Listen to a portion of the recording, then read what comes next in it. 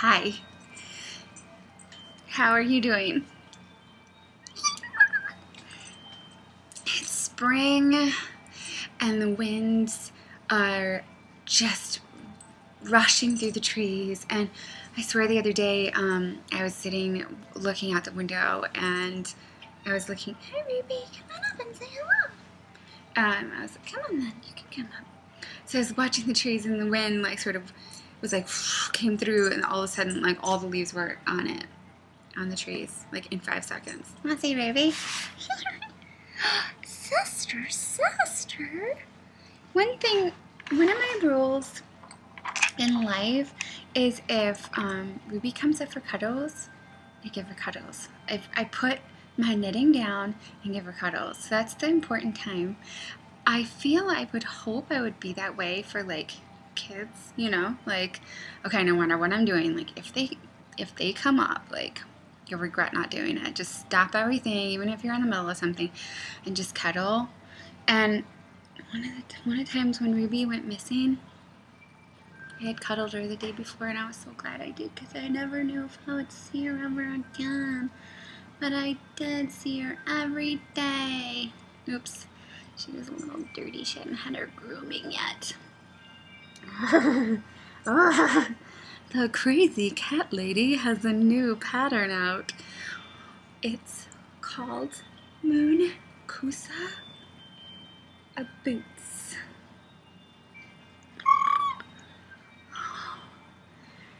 Oh, do you like them?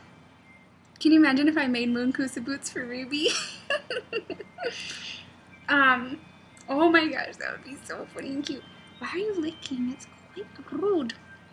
Okay, so moonkoosa boots. I know I said I'd put down whenever I want and cuddle, whatever I was doing and cuddle Ruby. I'll cuddle her while I'm talking.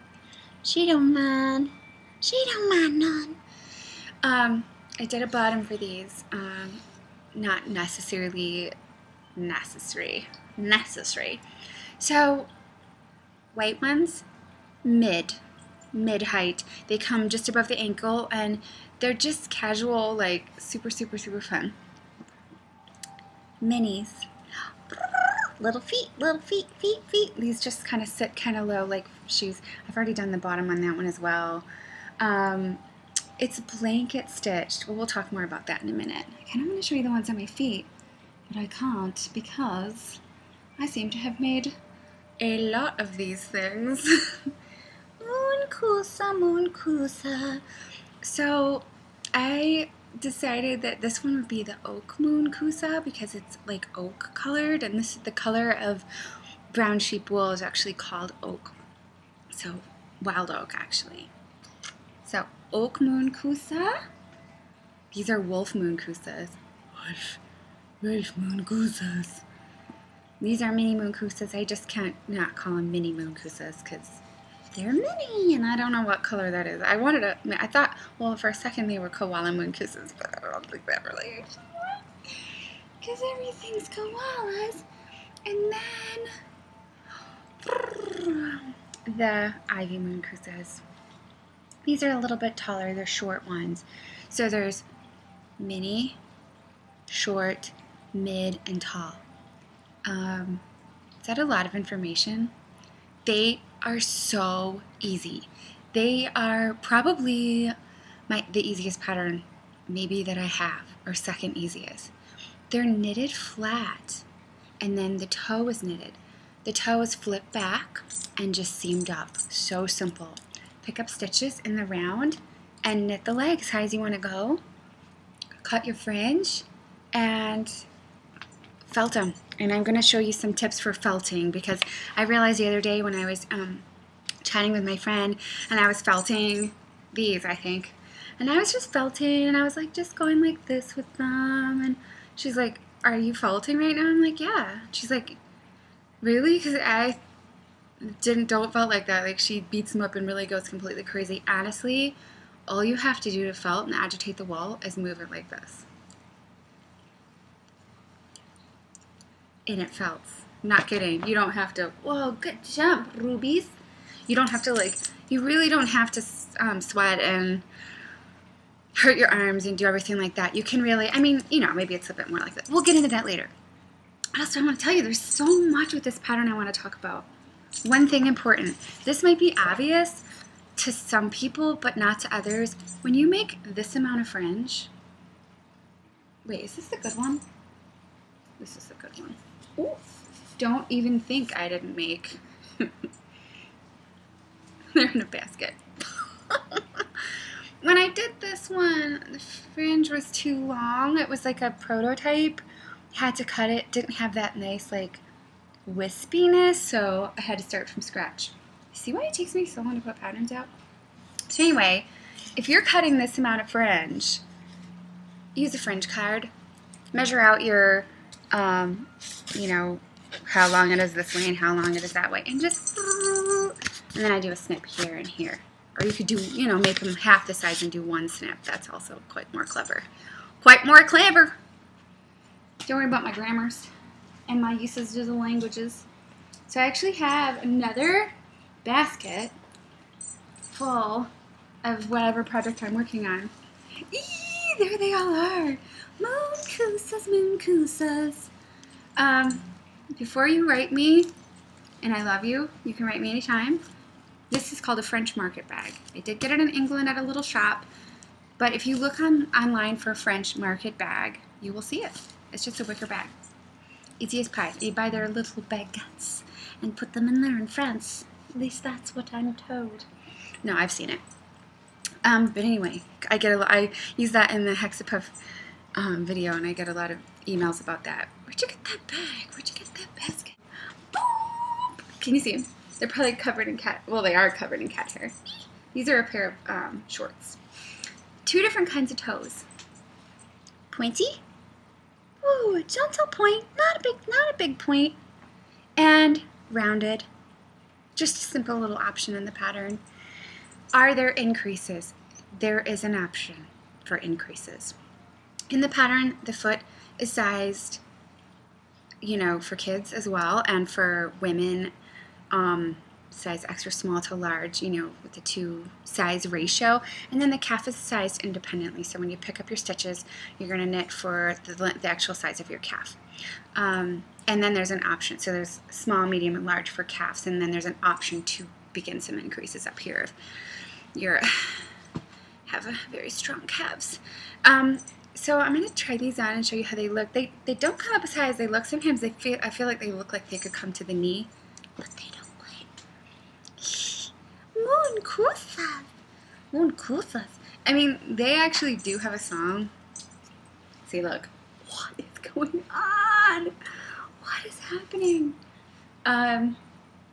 Yeah, but the song is like, and I came up with a song when I was actually photographing them, like accidentally, because I was arranging them. But it's the dumbest song ever, and it's only one thing, and it's like, we're the moonkoosas. I'm not even gonna sing it because I actually don't remember it now. But it was literally just like, we are the moonkoosas. We're the moonkoosas. And I must have been doing photo shoots for several hours. I must have been like kind of saying, we are the moonkoosas. I'm clearly completely insane. I'm fine with that. I don't have to really go out in public too much, so that's good. Oh.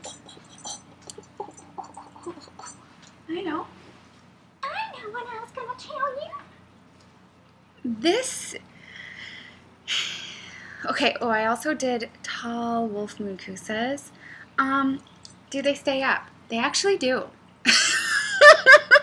Do they stay up? Oh yeah, all the time. What's up? When your leg's in it, they don't actually like slouch down. They have enough kind of strength to sort of stay up. So that's good, because I was wondering when I got the fringe on, are they gonna just crumple and sink? But you can see when they have like a bit of support, they do just stick up, and they've got some nice strength to them. This is a secret. Pearl ridges to attach the fringe on. Shh. Okay, is that a good idea or what? It's not going to be a headache to attach the fringe because there are pearl ridges that free so often. So since I wear these in the house all the time, and I don't know if you've ever worn felted wool slippers. When I first saw that someone was making like something felted to put on their feet, I was like, that looks so painful and itchy and gross. but they're literally like the softest, coziest, yummiest things on your feet, and you don't want to take them off. So I decided to whip stitch a freaking flip-flop bottom. I'm going to fill this in with either shoe glue or hot glue. Did I say the whole sentence before? I'll start over. I bought a cheap pair of flip-flops from the Dollar General store. Everything's $1. Everything's $1. Come on in, is every freaking thing's $1. These are probably $1.50 now. Okay. Do you remember Queen Amidala?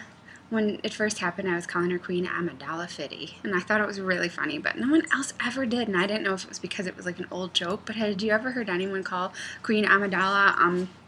I'm more than that, honey. I'm $1 Fitty. You know, get it? I'm the only one who ever thought that was funny. Maybe I like puns too much. Okay, so cheap old flip-flops, whatever. Just cut dink donk donk, and they slip right out, and you have basically what amounts to this. I was kind of lucky enough to find at the dollar store,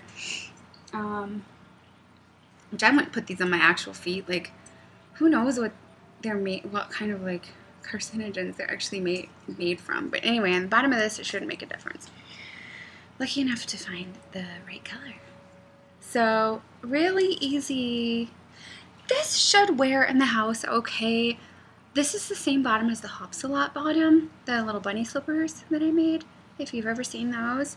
And my Hopsalots I wore for, well, 1, 2, 3, 2 years or something. A lot. And I mean a lot. And they never got holes in them until like very, very, very recently. So I think there were 2 years of like intense wear. So I'm pretty confident that this would maintain its stability. And also there's extra around the heel so that you should felt the heel a little bit more, because that's going to give it like a little bit more stability, because I always run holes right here. So the first time that ever I saw your face, I can't help it. First time that I whip stitched a flip flop to the bottom of a pair of felted boots, which I did for a fairy festival 2 years ago. The flip flop itself had a little ledge around it, because it wasn't like one of these kind of flip flops. It was like a different one, and it had sort of like a padding. I was able to whip stitch directly into that pattern, into that little bit all the way around. However, when I tried that with these, it ripped right through because these aren't strong enough.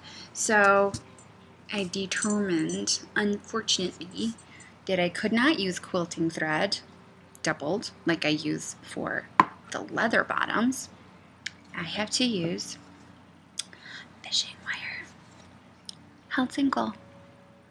Don't judge my blanket stitch is not great, but it's not that hard. I mean, I had a few catastrophes while I was doing it, but I think it's gonna work, right? Yeah, I don't know. I just made them a few minutes ago. So my last boots with flip-flop bottoms were great. They got me through festivals. I wear them in the summer because you wouldn't believe like how light and airy they are. Oh, it's the summer in England. So never mind. Now I'm in Colorado. I dare say it's a lot warmer here, a lot drier. So I don't think I'll be wearing these in the summer, but I probably will be wearing these. Let's talk about the leather bottoms, shall we? And I know what you're thinking. I do. Leather bottoms are a nightmare. What, did you buy those ones that were like kind of plasticky and they don't really fit the thing and stick them on? You know, those like muck-luck ones you can get at craft places. Nothing against those.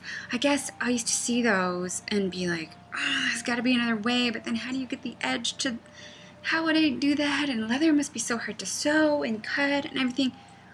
Leather is, all that is no. Everything I just said is no. I got like a scruffy little piece of leather. I think I got this, I want to say I got this like at Goodwill. Like, and I'm not saying that every Goodwill has scraps of leather, but or maybe a leather cell at like a Hobby Lobby or, you know, some sort of thing. Anyway, it's just a thin piece of leather like this. It's got kind of a suede back. Suede back, suede back. I'm like John Ralphio. Is it John Ralphio who sings everything? And every time I see him, I'm like, oh, cringe. That is me from Park and Recs. Is that his name? John Ralphio? Yeah, anyway, he's like, and no one comes over, like, everything he does, he sings, and it reminds me of me, and obviously, like, I just cringe whenever I see it, because I'm like, I'm such a geek. Okay, so leather is not hard to cut with your average everyday scissors. Like, it's not, it's actually easier than cutting, like, oh, I don't know, I'm making things up, but it's not any harder than cutting denim. Actually, it's like really kind of smooth and soft. It wants to, you know, be cut. And then the next thing oh God, start from scratch. The insanity ensues. The problems. The craziosity. How do I lose? Oh, here. I've lost it. Hold on. I found it. Trace your foot on a shoebox. Just do it. Sorry, that was so lame. I didn't plan that. I swear to God.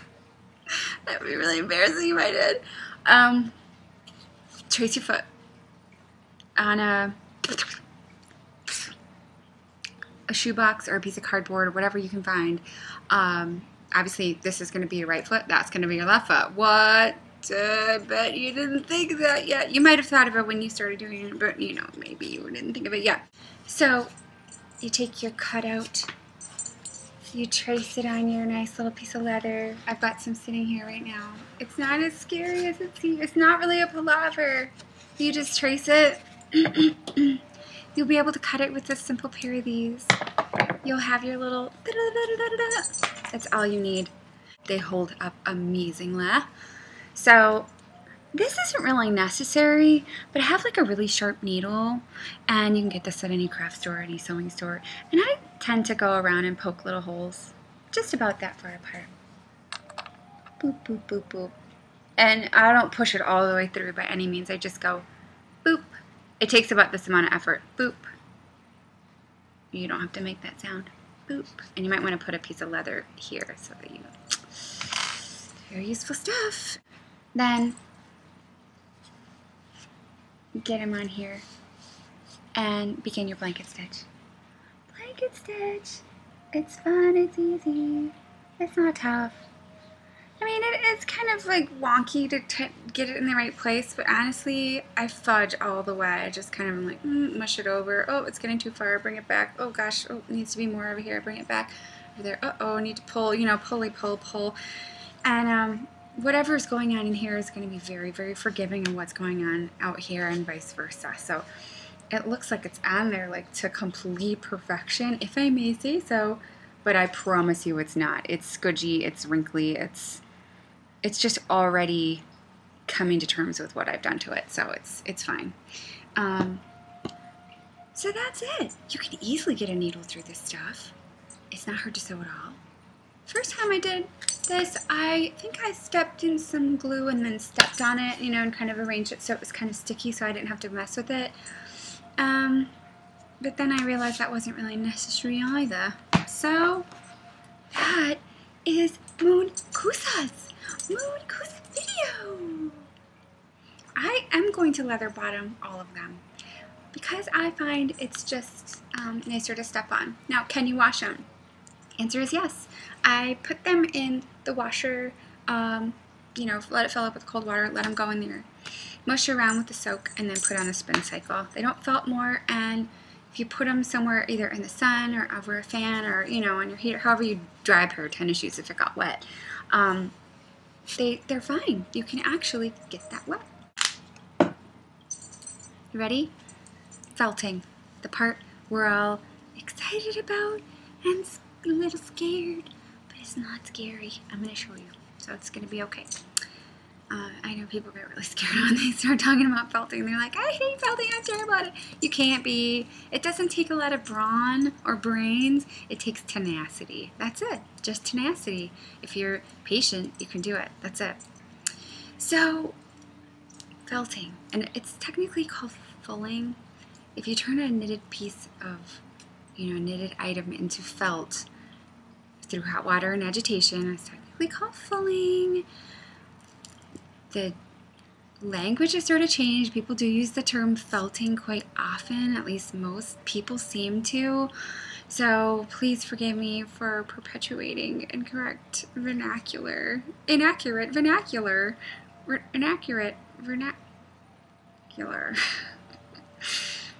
But I like to stay consistent, and a lot of people do call it felting, so I don't want to start confusing people, even though I'm perpetuating the misuse of the English language. But anyway, let's move on. Y'all aren't going to judge, are ya? You're like, yes, we are. It's like when that, no offense, it's like when, the first Harry Potter audiobook, the guy's called Voldemort with no T, and he doesn't pronounce the T. And every time I hear it, I'm like, he who must not be named! He's not Voldemort. It's Voldemort. But I love him. He's completely forgiven because I love listening to that audiobook. It's amazing. He also says Hermione or something, which is how I read it when I first read the books before the movies were out, and I didn't know it was Hermione. I didn't even know that was a popular name, and turns out it is. I digress. Right, so felting, I'm going to say felting. When you finish your moonkoosa boots, take it and put it in a very tightly zippered pillowcase. You do not want those extra fibers, and trust me, you will have them in spades. I put mine outside, and little birdies made their nest with it. There's a little finch right on the inside of our door, and she made her nest, of all places, in our Christmas wreath. So I can't take the Christmas wreath down, so if my neighbors already didn't think like I was completely insane, the Christmas wreath is up to stay. I'm thinking about putting like some spring something on it, because she's in there and she's really happy, but every time I open the door, she like gets out and she's like, and then her husband comes, and I'm not sure if they're married, but they definitely have some sort of relationship, and he has like this red throat, sort of. He's a finch. They're finches. Finches. Finch? The plural of finch? Alright, this is way too tangential. Anyway, he comes over and goes, what's going on? And she goes, I'm trying to sleep in my nest and maybe lay an egg, and people keep coming out. And he's like, what do you want me to do about it? And she's like, something, do anything. And he's like, what to do, and then by that time I'm like, I'm really sorry, you guys, and I come inside. So I don't want people to come over because I'm so worried about those little birds. What if she's like trying to poop out an egg and someone comes up and stares and scares her, and she tries to fly out and it's halfway out or something? I mean, how quickly do birds lay their eggs? It's very stressful. And you know what else? Furthermore, you want to see something even worse? Christmas pine with pine cones. Why? Because of, ready for it? That one tries to jump up there and scratches up the hand-painted cabinet to get up there and hide. So I had to leave my Christmas decorations up on there. So it's just a whole house of crazy over here. On the subject, zipper pillowcase, important if you care about your washer and the rest of the people you live with, because no one likes a felter. No one likes to live with a felter, except the birds. Hot wash, super hot wash, not much water, throw in a few towels, put it on, let it fill with water, let it agitate for 5 or 6 minutes. No more. Do yourself a favor and your fringe a favor and get it out of there. You gotta get it out of there. You're not poaching it, you're sedating it. Boop. So when you pull, okay, so 6 minutes tops. when you open up your washer, turn it to spin. Get all that water out of there and let it kind of dry up and become damp like this. When you pull it out, it is going to look frightening. This part won't be felted at all. This part is going to look like this and worse. All these guys are going to be felted together. So you're going to have to... Okay, it's a bit annoying. They won't all be felted together. You know, just separate the big chunky ones. Yeah, they're not all going to be felted together, but some of them will be, so you're going to want to go separate them. At this point, hallelujah, the actual bootleg is finished. You don't have to do anything else to it. It's very, very lightly felted. Maybe a tiny bit in a minute, but your shoe is going to be horrible and a mess. But don't fret, you're going to do it by hand. The reason why you should take it out at this point is if you leave it in too long, those fringes... Sorry, I had a coughing fit. Okay, it's the fringe. It wants to live in my lungs. I used to work at a yarn shop, and at the end of the day, we spun so much wool that we'd be like, a sweater. We'd be like, blow our nose and be like, wear socks.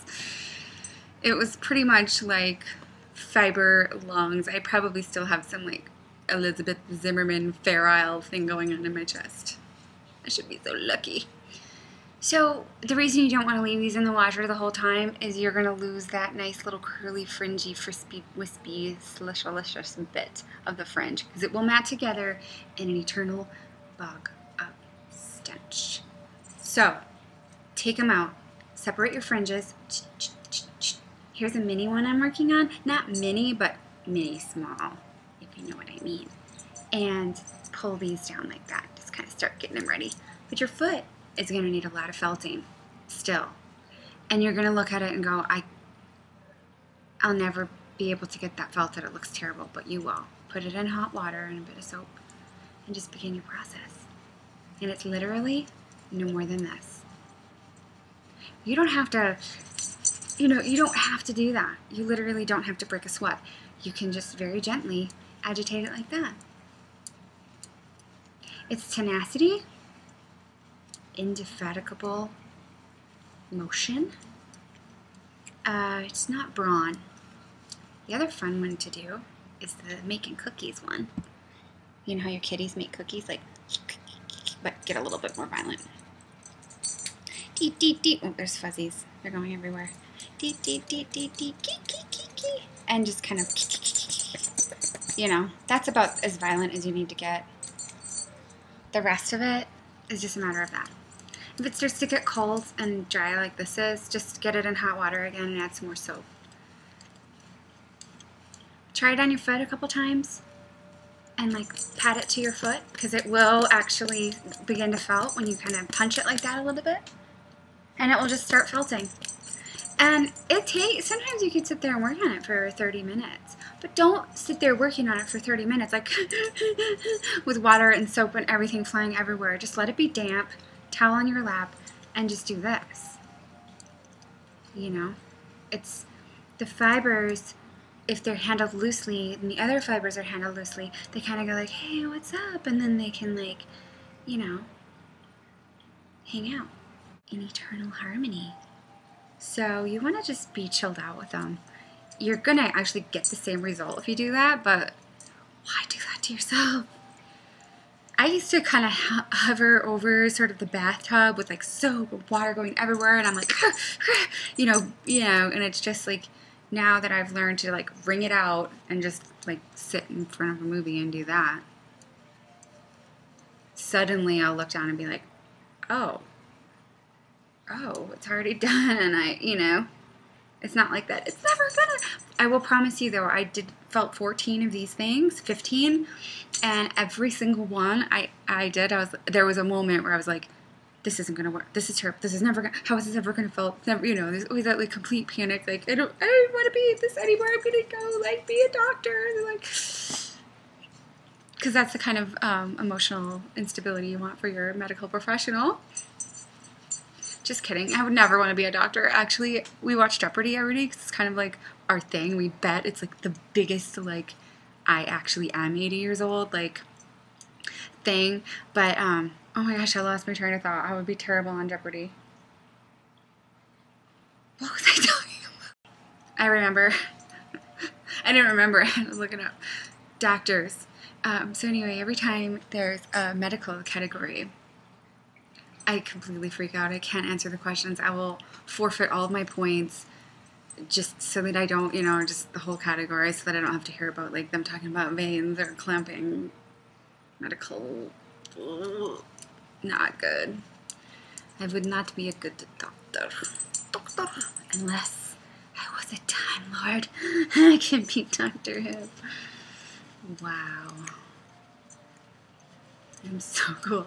Okay, so sometimes you have little pieces hanging out. Like this was an end that apparently I didn't bother to weave in, which I don't when I felt, but normally I leave it on the inside. But you can just pop, snip it off. You're fine. And I've just been sitting here. I've been too lazy. I've had to do a couple retakes because I've gone off on horrible tangents that are inappropriate. So I haven't even put any more water in this thing, and I'm just sitting here kind of messing with it, and it's already felted. It's kind of fun. So if I hit a little foot, I put this on.